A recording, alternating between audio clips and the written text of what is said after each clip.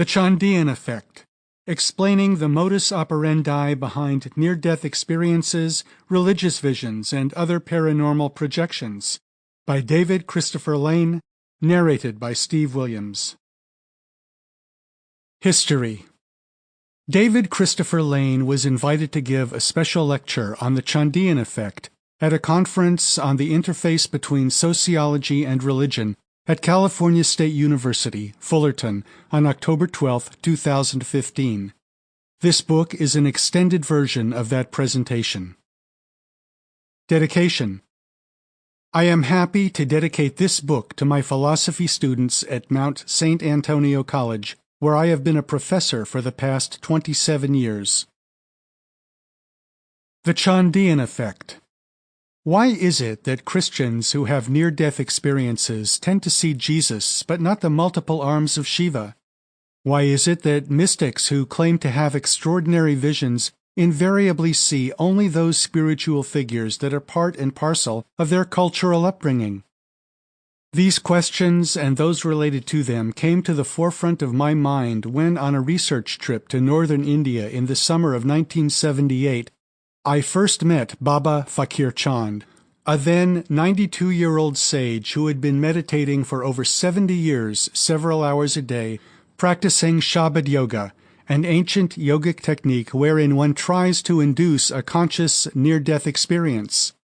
It has now been nearly 40 years since I first heard of Fakar Chand, and little did I know then that his radical realizations would be met with so much consternation and controversy amongst religious leaders and followers both in India and internationally. How I came to even know of Fakar Chand is an odd story in itself. In my late teens, I became fascinated by guru succession in the Radhaswami tradition, as founded by Shiv Dayal Singh in the mid-19th century. After his death, there had been several disciples acting as gurus, and this in time led to a number of schisms, so many in fact that tracking down all the various branches that had developed over the intervening century or more was an almost impossible task. As fate would have it, however, Professor Mark Juergensmeyer from UC Berkeley had received a grant to do a comprehensive study of the Radhaswami tradition and needed a research assistant to accompany him in India to compile an exhaustive genealogical tree of varying gurus in the movement.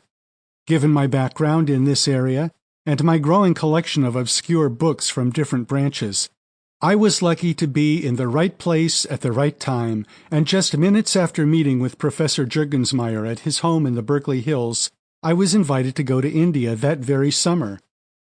I first learned of Baba Fakar Chand in the fall of 1977 when I was looking through the card catalogs at the UCLA Research Library for my genealogical work on the Radhaswami tradition.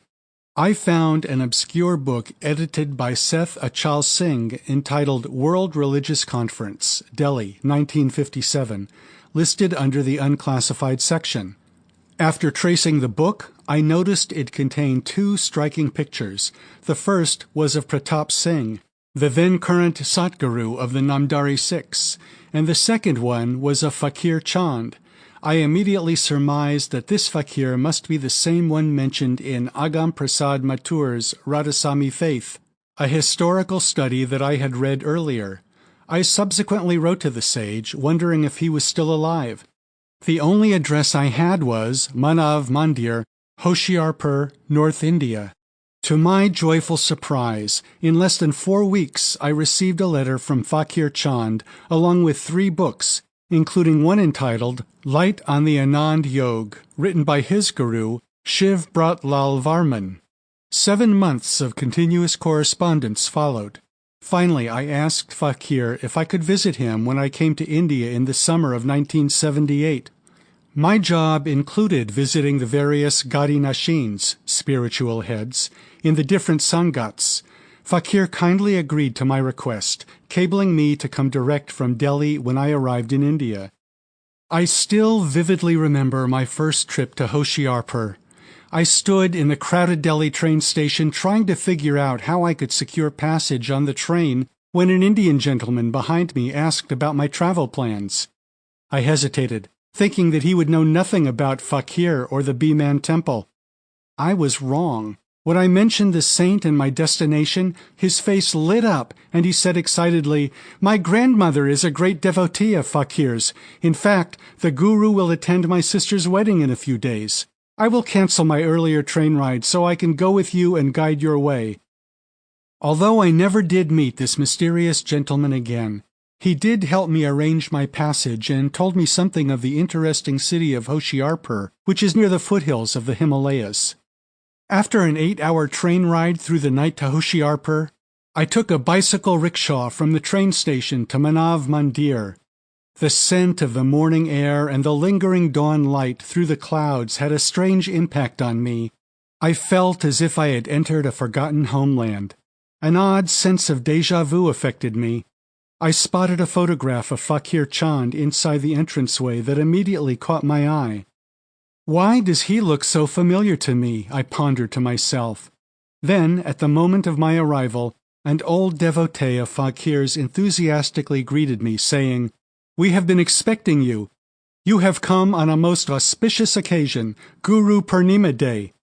I was immediately surrounded by a number of Indians who were quite eager for me to have the darshan of Fakir, who was then in deep samadhi.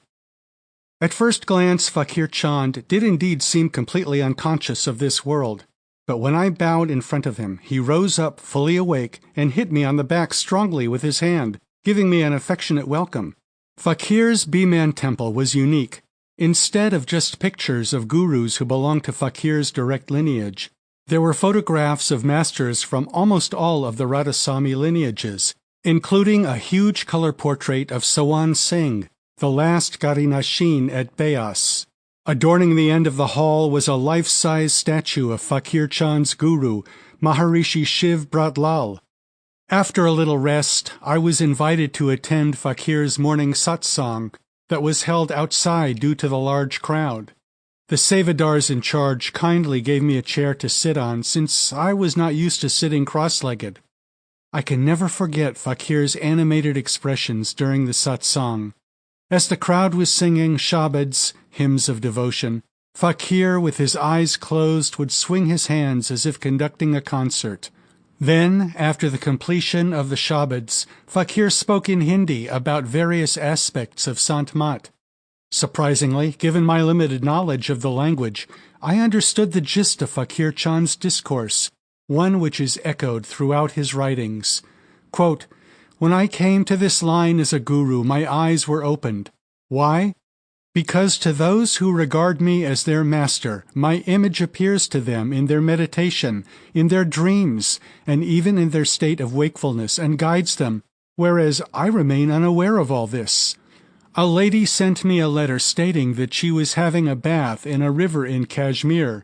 Suddenly, she records, a wave of water came and took her away for 10 or 15 yards. She writes that when she was drowning, I appeared there, caught her hand, and brought her out of the river and said, 'You have yet to do a lot of work.' She has written to me so as to know what work she is to do. Now, neither did I go there to save her, nor did I tell her that she has yet to do a lot of work. This is the secret." Fakir and I soon became fast friends. Each day, he would talk with me for 2 or 3 hours about his spiritual realizations. One morning, however, was quite special. The old sage was lying down on his back in samadhi with a white sheet over him. For all practical purposes, at least to those devotees standing next to him, Fakar Chand was out of his body, enjoying the bliss of higher inner regions. I was sitting in a Western-style chair in quiet observation when, to my astonishment, Fakir descended from his contemplative state, pulled down the sheet covering him, and looked me straight in the eyes and said, quote, "I want to speak with you." Unquote. What followed was one of the most penetrating and enlightening discourses I have ever heard, for, unlike most gurus in India, Fakar Chand revealed in detail the secret behind many inner visions and miracles. Quote, "Now you see no Jesus Christ comes from without in anybody's visions. No Rama, no Krishna, no Buddha, and no Baba Fakir comes from without to anybody. The visions are only because of the impressions and suggestions that a disciple has already accepted in his mind. These impressions and suggestions appear before him like a dream. Nobody comes from without. This is the plain truth. Look here. There is a woman. She has got a son. That child loves the lady as his mother. The child will have nothing in his mind against that lady. He will adore her. He will love her and respect her. The brother of that lady comes. He has different thoughts for her in his mind. When her husband meets her, he carries different feelings in his mind about her. And when a friend of that lady meets, his mind is different. From the same lady, different individuals get different types of love, affection, and adoration. So, whatever you have to gain, it is all with this faith and belief that your ideal is perfect. Whatever you gain it as per your own faith and belief. As a child gets motherly love from his mother, similarly, the husband gets a wife's love from the same lady." Unquote. Thus, following Fakir's lucid argument, the modus operandi for religious visions is not due to outside or disconnected forces, although exterior stimuli can act as a catalyst for it, but to the internal process of concentration. A force that for approximately 16 hours a day enables one to see the everyday, common-sense, lawful world, and for another several hours at night can allow one to fly to the moon, converse with unknown people, and create incredible panoramas. Consequently, the appearance and duration of such visions is intimately related to attention and focus. Dreaming serves as the classic and perhaps most misunderstood example. The nature of one's attention is related directly to the perception one experiences. If our perspective alters, so does what we perceive. As ancient Upanishadic speculation and current studies in consciousness have shown, we do not see the world as it is. Rather, owing to our neurological structures, we see the universe, incoming stimuli, relatively, appearances flowing in and out depending on our own biologically defined anatomies. This predicament has meaning, content, and purpose within the framework of our own lived-through experiences. However, it is naive to say that our interpretation of life from science, philosophy, or religion absolutely explains the world as it really is. Instead, what we have are metaphorical models of explanation, which work respectively within the brackets of our own curtailed existence.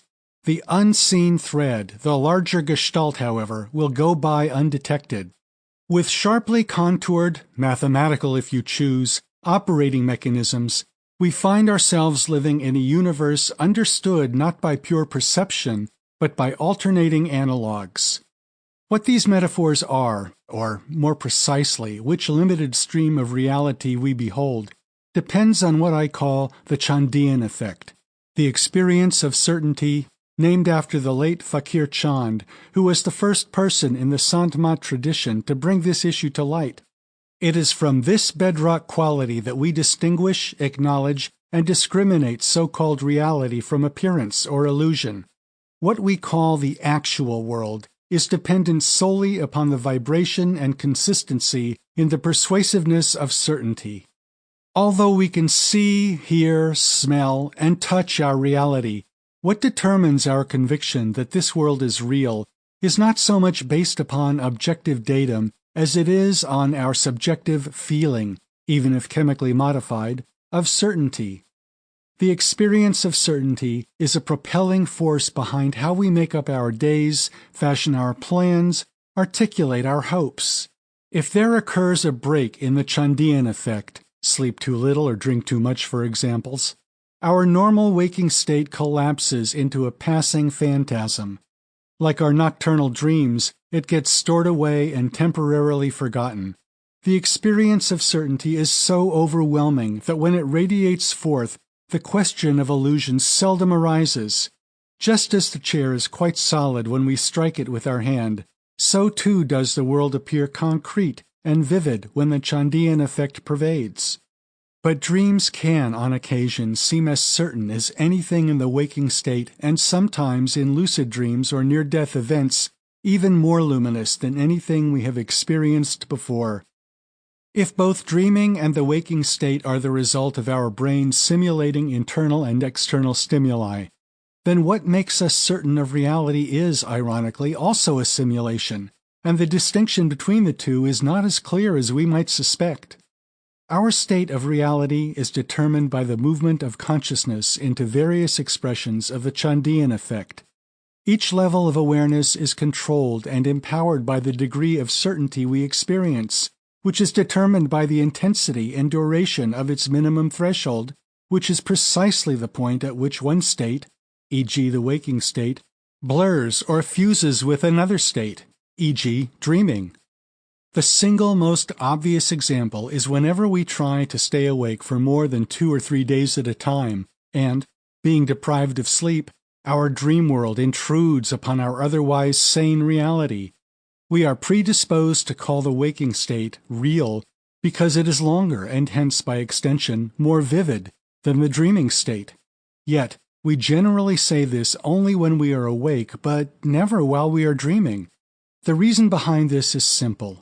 At each level where attention is established, or neurologically speaking, whenever key neural triggers are operative, a certainty boundary is in effect, which, owing to the given center of awareness, varies in strength, time, and permanence.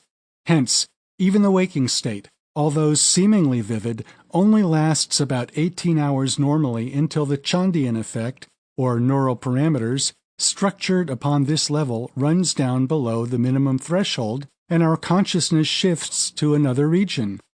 So it is with the dream stage. At the moment of sleep, itself nothing but the transition of attention, we find ourselves occupied in a world that just hours before we thought was nothing but an incredible illusion, because it was dimmed by the intensity of the certainty force inherent in the waking state, but with which we now deal quite seriously, running away in terror from death or luring attractive mates for orgasmic satisfaction. From this native pattern of awareness, we can see that our lives are simply natural progressions of consciousness from various boundaries within the Chandian effect. All of this leads us to what appears to be an inescapable conclusion. We apparently cannot adjudicate the ultimate reality of any stage in consciousness on the basis of how certain or real it may appear, since any simulation can magically seduce us into believing its superior ontology. We are, it seems, in an intractable position within any stage of awareness to gauge its ontological reality, if such a reality is indeed the product of a series of simulating intersections. At best, we can simply argue about the relative hierarchical features of differing simulations, with the added caveat that such rumination is also circumscribed within a parallelism of its own. As the essay, Is My iPhone Conscious? Explains, quote, if consciousness is indeed multidimensional in an ontological sense, then it won't be possible to reduce one state to another without concealing its most important features. If this is indeed the case, as some mystics have argued, then we may be confronting the limits of what has been tantalizingly termed the Chandian effect. It was so named because Fakar Chand was the first Satmant guru to speak at length about the unknowing aspects of visionary manifestations. In this context, the Chandian effect designates 2 major factors in transpersonal encounters. 1. The overwhelming experience of certainty, Gans Andara and Mysterium Tremendum, which accompanies religious ecstasies, and 2. The subjective projection of sacred forms, figures or scenes by a meditator or devotee, without the conscious knowledge of the object or person who is beheld at the center of the experience. The Chandian effect in the realm of mystical experiences is weakly analogous to Heisenberg's principle of uncertainty in subatomic physics. The more certain or real the mystical encounter seems, the less likely one is to believe that such is the product of subjective projection or transference. This invariably causes deep epistemological consternation, since what makes us certain that something is indeed real is the result of our own deeply felt subjectivity, even if dressed up in objectivist language. Niels Bohr, the distinguished atomic theorist and architect behind the Copenhagen interpretation of quantum mechanics, developed the concept of complementarity to help explain why nature at its very smallest never reveals itself fully, but only partially. As Louis de Broglie pithily explains it, quote, "The theory of complementarity, according to which the particle and the wave are complementary aspects of reality, once one aspect was observed, the other was excluded." Unquote. I would suggest, even if only analogously, that the Chandian effect has a similar import.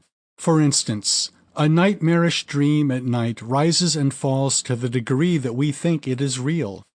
If in the middle of such a terror we realize its illusory nature and that it is a projection without any real impact, its very nightmarish quality dissipates. However, to the degree that we behold such a horror and believe it to be real, we are enveloped in its trajectory and the attendant fear that such can induce. Likewise, a fantastical dream that we find attractive and engaging is dependent upon its believable lucidity. Near-death experiences provide an illustrative example of how the Chandian effect reflects the complementarity of consciousness. When a person undergoes the experience, whether beholding Jesus or a loved one at the end of a lighted tunnel, he or she doesn't tend to doubt the veridicality of what is happening to them. They generally don't question the majesty of what is occurring, nor do they skeptically investigate its neural origins. In sum, they are wholly taken in by the encounter. The reason behind this is clear. If during an NDE we believe it to be merely a subjective hallucination, it loses its efficacy and whatever persuasive power it has over us, thus delimiting whatever benefit or motivation we may ultimately derive from such an excursion. Severely doubt an extraordinary experience, during or after, and its magical hold wanes.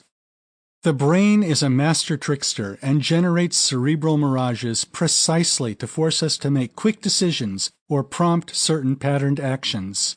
Fakar Chand first came to this realization about the illusory nature of religious visions and other paranormal phenomena in Iraq at the end of World War I, after being told by his fellow Sansagis that he had appeared to them in a vision and saved their lives during a heated battle. Fakir was himself under duress at the time and had never even thought of his comrades and was completely unaware of his miraculous appearance to them.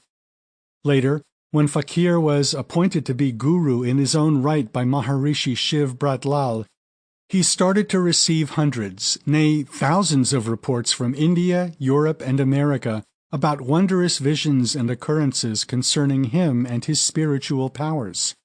Yet Fakir remained completely unaware of such happenings and was stupefied by such accounts.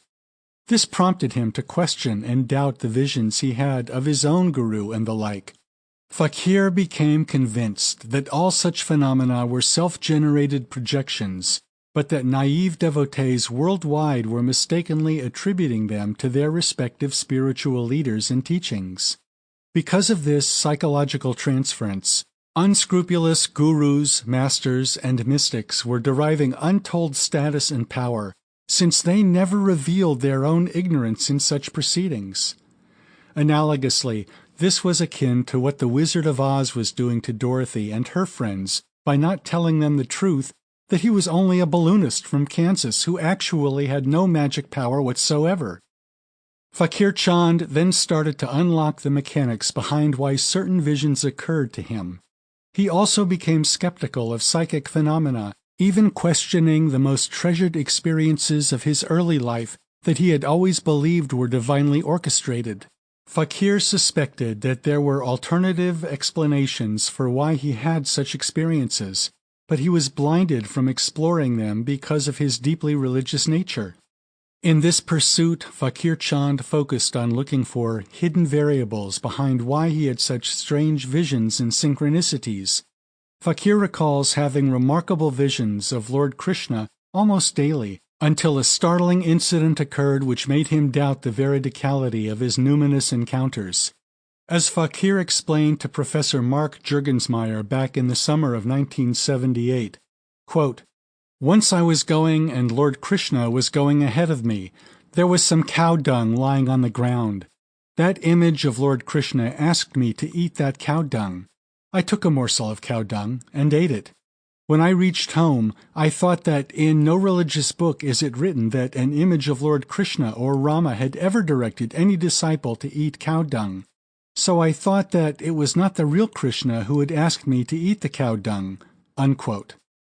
A similar thing transpired when Fakir found himself completely distraught in his longing for God. He prayed and wept continuously for 24 hours, and then had a lucid vision of his future guru, Shiv Brat Lal, which included an exact address in Lahore. Fakir then wrote to this mysterious guru at the address he saw in his vision. After 10 months of writing a letter a month, he finally received a reply from the guru who did, in fact, reside at that exact place. This convinced Fakir that his was a genuinely psychic intuition. It was only years later, after Fakir had realized his own unknowingness with regard to miracles and biolocations attributed to him, that he pondered over whether there were hidden variables that would better explain such transmundane events. Because his guru, Shiv Brat Lal, was a prolific writer and widely published throughout the Punjab, Fakar Chand confessed that it was very likely that he may have actually seen one of his guru's magazines, with his ashram address, several months or weeks before he had his nocturnal vision. Fakir was so awestruck at the time of his psychic experience that he had not taken the time to consider the very obvious possibility that he had already seen the guru and his whereabouts in a publication, but had simply forgotten the details. D. Scott Rogo, the famous paranormal investigator, who was unfortunately murdered at the young age of 40, also concluded that most, if not all, metaphysical episodes were, quote, "really psychic projections that are produced by the mind of the observers themselves," unquote. Of course, this doesn't in itself categorically dismiss the entire field of parapsychology, but only sends a very necessary warning shot to anyone interested in this area to be extraordinarily cautious when postulating something as inexplicable when, given enough time and attention to detail, it may be likely that hitherto hidden variables may better explain the mystery at hand. Fakar Chand repeatedly pointed this out to his spiritual colleagues and followers, who seemed overly eager to accept any revelation as divine. To support Fakar Chand's acute observations, I remember an unusual story that happened to me back in the 1980s that I reported in Fate magazine, a widely circulated magazine devoted to, quote, "true and strange reports of the strange and unknown," unquote. As I retold it in the article, the guru has no turban. Quote, "I recall getting a phone call from a Catholic woman in Oklahoma, I believe, who got my number from the editors of Fate magazine. Apparently, she had been praying and meditating one day, and she had a vision of a guru with a long white beard and turban who informed her that she would learn more about him that day. Later, she happened to pick up a copy of Fate magazine that contained an article I wrote entitled The Enchanted Land, A Journey with the Saints of India, which described my visits with various Shabad Yoga gurus in India. When she saw the picture of Charan Singh that accompanied the article, she was thrilled since, as she alleges, it was this same Charan Singh who had appeared to her during her prayer and meditation. She was so enthralled, in fact, that she tracked me down and asked for more information. Being somewhat skeptical by nature of transpersonal or paranormal happenings, even when connected with my path, I advised her to write a letter to Charan Singh about it and ask his opinion. She did, and a few weeks later he wrote her a long reply in which he stated that the vision was, more or less, a projection of her own mind and that he had nothing to do with it, unquote. Yes, it is certainly true that humans experience all sorts of weird coincidences from time to time, and that on occasion mysterious events arise. But even here one has to be cautious not to prematurely rush to explain them as beyond physics. Perhaps a bit more patience, a bit more skepticism, and a lot more analysis is necessary. Otherwise, a simpler or more mundane explanation will be overlooked. A pregnant example of this comes from Dr. Ronald Siegel in his book, Fire in the Brain. During an exceptional experiment with psychedelics, a group of volunteers, whom he termed psychonauts, had all witnessed the same transfixing and demonic eyeballs which haunted them and couldn't be rationally explained away. Why did everyone have the same vision? Ronald Siegel spent weeks trying to unlock the enigma, but to his utter surprise he discovered that just prior to their drug experiments, each student in preparation for their journeys had been required to watch the same slideshow presentation. What Siegel hadn't immediately realized was that one of the slides, which he accidentally included in the presentation, was an artistic depiction of demonic eyes, the very same eyes that all the psychonauts had reported seeing while under a hallucinogenic. As Siegel pointed out, quote, "The demon was nothing more than the surprise of a disturbing image spontaneously retrieved from memory. Rather than feeling disappointed that a real demon did not exist, I was surprised and humbled to discover that internal images can be powerful enough to be mistaken for external ones. Disturbing images have a way of burrowing their way into our memories even after a single exposure." Unquote. This is an important lesson here, since the variable in this case, a forgotten slide, was so obvious that, ironically, it was for all intents and purposes hidden.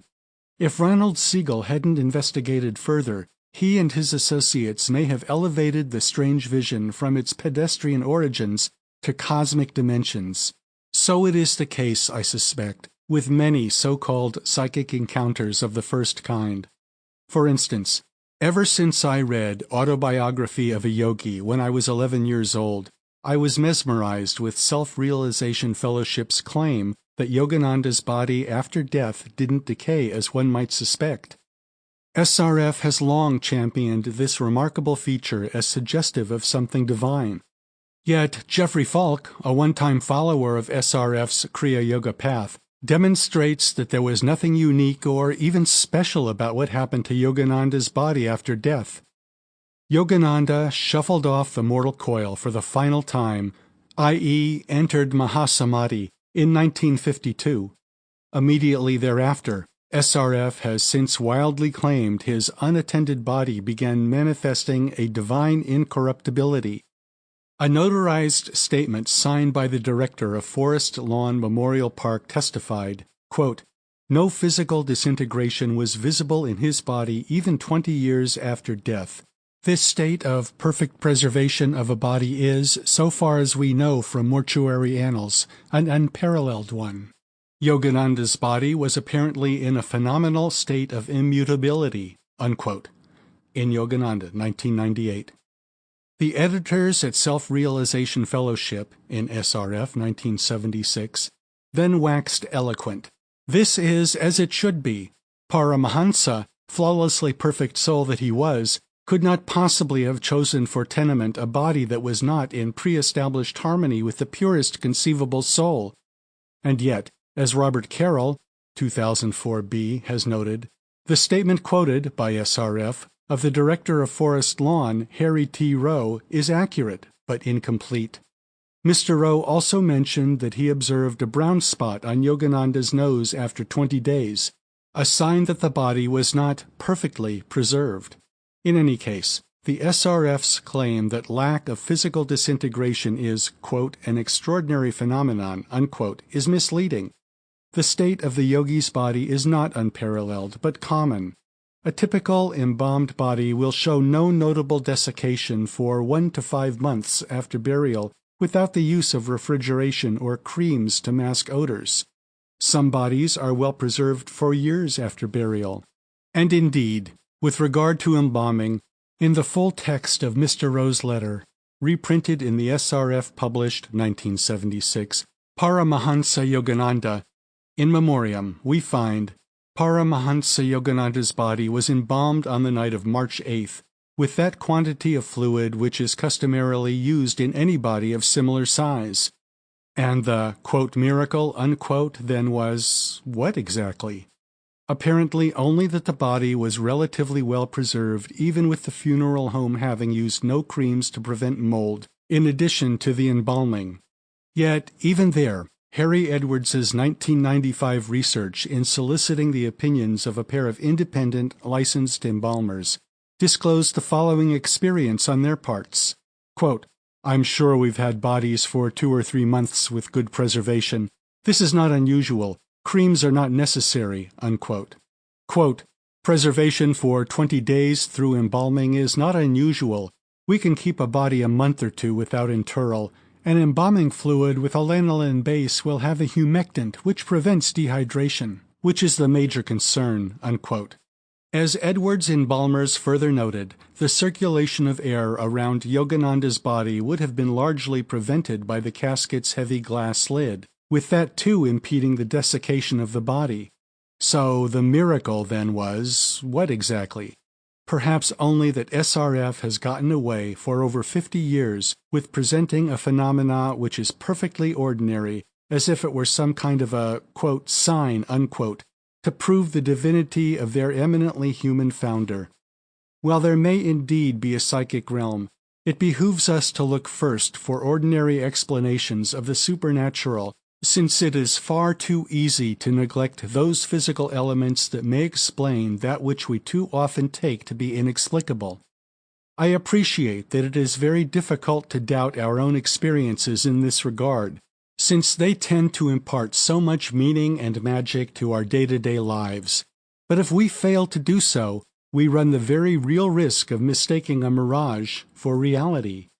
And yet it may well be that during extraordinary experiences, from NDEs to OBEs to alleged divine revelations, we are evolutionarily tricked not to invoke a skeptical posture when undergoing such transformative voyages. This is where Bohr's concept of complementarity helps explain our curious neural double bind. To the degree that any experience appears objectively real, it will obscure its subjective causation, and vice versa. Fakir's realization came into sharper focus for me this past year when I went to India to give a plenary presentation at the Quantum and Nanocomputing Systems and Applications Conference held at the Dayalba Education Institute in Uttar Pradesh.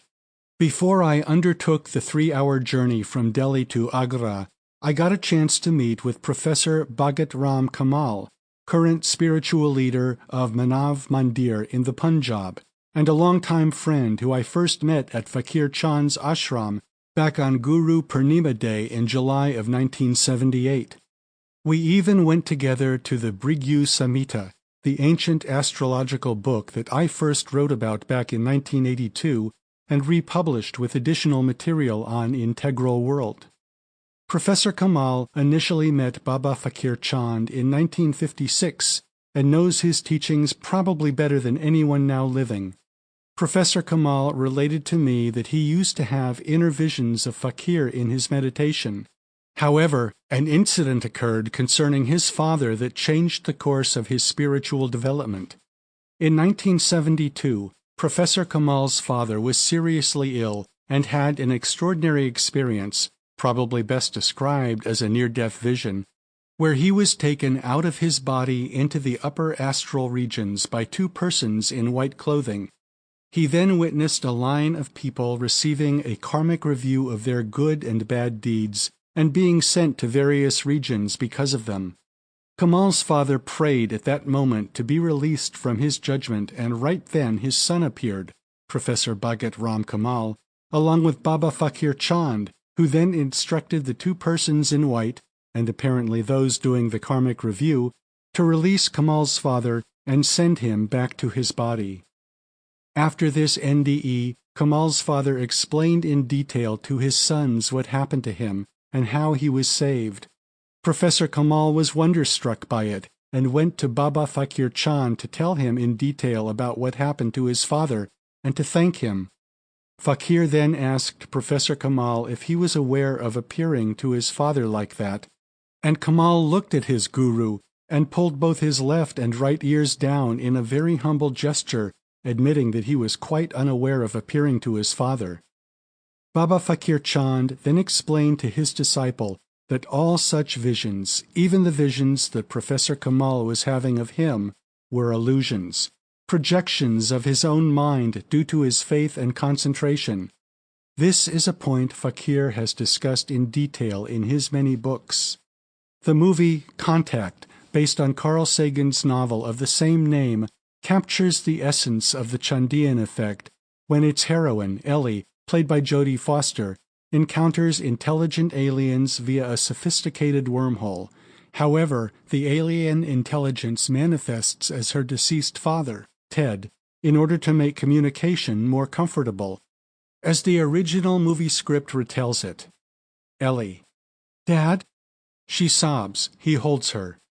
Ted: "It's okay." Ellie recovers a bit, wiping away her tears. Ellie: I used to dream you were alive, and then I'd wake up and lose you all over again." Ted: "I'm sorry I couldn't be there for you, sweetheart." Ellie: "Dad, but tell me, how can—" Reality returns like a cloud passing over the sun, softly. Ellie: "You're not real. None of this is." Ted smiles sadly. "That's my scientist." Ellie, struggling to breathe: "So, are you a hallucination? Or are little gear trains and circuit boards under your skin?" Ted: "Am I an artifact or a dream? You might ask that about anything." Ellie: "But you're how could you possibly—" Realizing: "When I was unconscious, you downloaded my thoughts, my memories even." Realizing: "This beach, I've never been here, but I remember it's how I always imagined—" Softly: "Pensacola." Ted: "We thought this might make things a little easier." Religious visions, near-death experiences, and other related extraordinary phenomena appear real while they're happening. Just as Ellie thought at first she was actually beholding her dead father brought back to life. And this, it should be emphasized, is precisely why they can be so powerful, but tend to lose their persuasive hold the more we doubt or question their objective status. This partially explains the complementarity nature of all such encounters, and why believing and doubting are most often not commiserate with each other, since each tend to cancel out or diminish in descending degrees the efficacy of the other. An excerpt from The Cerebral Mirage. Near-death experiences, or more accurately, the reporting of near-death experiences, provides a revealing talisman for exploring the question of whether such encounters are the result of neural trickery or flashes of something transrational. Not surprisingly, there are two major viewpoints on NDEs: the spiritualist camp, which includes those who hold that near-death experiences are indeed glimpses of an afterlife where consciousness transcends the physical body, and the naturalist camp, which argues that NDEs are best explained by the biochemistry of the brain. The jury has not yet decided which camp is correct, or if there is some other alternative purview that has yet to be explored. Yet, even at this preliminary stage, there are some telltale indications in these various reports that show quite clearly how the consciousness operates as a virtual simulator and how easy it is to be taken in by such simulations. That we don't always recognize these projections as projections is of elemental importance, since the power and persuasiveness of any vision is equal to the degree that we believe them to be real. Why this is mostly the case appears to be related to our ancestral past, where we had to make quick, on-the-spot judgments about an unusual sight or noise or smell in order not to get attacked by a predator. We might be mistaken in making such hasty assumptions, but on average, these presumptions have survival value. Michael Shermer provides a lucid explanation of why our brains evolved for such an adaptation.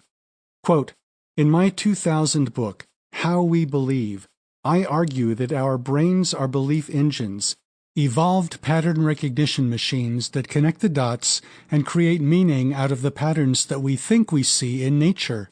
Sometimes A really is connected to B. Sometimes it is not. When it is, we have learned something valuable about the environment from which we can make predictions that aid in survival and reproduction. We are the descendants of those most successful at finding patterns. This process is called association learning, and it is fundamental to all animal behavior, from the humble worm C. elegans to H. sapiens. Unfortunately, we did not evolve a baloney detection network in the brain to distinguish between true and false patterns. We have no error detection governor to modulate the pattern recognition engine. Thus, the need for science, with its self-correcting mechanisms of replication and peer review. But such erroneous cognition is not likely to remove us from the gene pool and would therefore not have been selected against by evolution." Unquote. This is a truly ironic situation in which we are predisposed to believe in weird things because of our evolved need to believe non-weird things.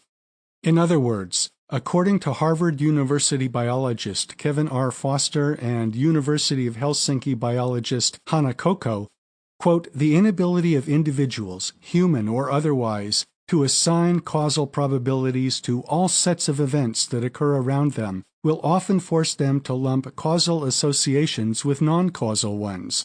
From here, the evolutionary rationale for superstition is clear. Natural selection will favor strategies that make many incorrect causal associations in order to establish those that are essential for survival and reproduction." Unquote. The brain tricks us into believing something to be real when it is not, provided that such trickery provides us with a survival advantage. Within this context, therefore, it could be argued that NDEs may have much more to do with keeping one alive than some purported vision of the afterlife. There is, in fact, one common denominator amongst all of those who report NDEs. They didn't die. A couple of illustrative examples may better underline this obvious point. Early in his teaching career, my husband, David, was teaching at a Catholic high school and broached the subject of NDEs. Quote, "One of my high school students at Moreau back in 1979 talked privately to me after class and said that he too had an NDE, but was reluctant to tell anyone about it because he didn't see Jesus or a religious figure. Instead, he told me that he went through a long dark tunnel, and at the end, in a brilliant scintillating light, he saw the most beautiful bicycle ever. The moment he saw the bicycle, he remembered that his birthday was in a couple of days, and that his mom had promised to buy him a Schwinn 10-speed. That very thought brought him immediately back to his body, and he regained consciousness in the emergency room. Later, he was told that he had died on the operating table, but was resuscitated minutes later." Unquote. Later, on a research project in India, I was informed of an Indian woman who was doing seva in the langar of her guru and had a terrible accident. Everyone around her presumed she was dead, and she was sent to hospital. However, she was resuscitated and regained consciousness. Several devotees wanted to know what she experienced during that time, but what she recalled both shocked and bemused them. Quote, "My entire body went frozen, and I entered into a long dark tunnel with a beautiful radiant light at the end. But I didn't see our Guruji, but rather a large glowing chapati. I immediately realized that I was needed in the kitchen since it was my duty to make food for lunch. Once I saw that chapati in the light, I immediately woke up, and here I am in the hospital bed." Unquote. It may well be that whenever the body-brain is under severe stress, such as when one has a heart attack or is in a car accident, consciousness elicits an ultimatum package of patterned meanings drawn specifically from one's own unique biographical psychological history to encourage one to live and resist dying. This may be similar to an adrenaline rush that automatically occurs when one has to find extra strength in order to lift a heavy object to save a beloved from harm's way. This helps explain why Christians having NDEs tend to see Jesus at the end of the tunnel and not Lord Krishna, and why Sikhs may see Guru Nanak and not the Virgin Mary. That NDEs are culturally variable is instructive, even if there may well be core elements common to all. from tunnels, lights, and inner sounds. Paul Tillich, the noted Protestant theologian of the 20th century, defined religion as, quote, anything for which we have an ultimate concern, unquote. And arguably, this would suggest that whenever one has an NDE, it would elicit from a person's memory those meaning systems or beliefs which were of greatest concern so as to serve as a goading reminder about why one should want to live and not die. As my husband David points out in his paper, ME, The Theory of Meaning, Equivalence, and the Flourishing of Religion, quote, any meaning is better than no meaning, provided such meaning allows one to live an extra day and increase his or her survival odds in terms of replicating strategies, unquote. If this is the case, then the obvious neural trick involved in NDEs is that we are not recognizing numinous visions as our own projections, since such recognition may render the experience less persuasive and powerful. This is similar to fantastic dreams, which can be overwhelming and mesmerizing, provided that we think they are really happening. The moment we realize that they are just dreams without any binding force, we are no longer bounded by the same fear or desire. A classmate of mine was once haunted with nightmares of a monster that was chasing him and from whom he was constantly hiding and running away. When he recounted his tale to his psychology teacher, he was told to remember one simple thing. Everything that arises in a dream, both good and bad, are merely manifestations from your own self. Be aware of that, and the terrifying monster will lose its power over you. Interestingly, that is precisely what happened. My friend remembered this sage advice, and the next time he saw the monster, he shook its hand, and the monster said that he was only chasing him because he wanted to be friends. He never had the same nightmare again. In general, no one doubts his or her NDE while it is happening. Imagine, if you will, that a cardiac patient has an NDE and sees what he believes to be Jesus in the midst of the light as he is having an out-of-body experience. Further imagine that this envisioned Jesus speaks to him and tells him about his future life.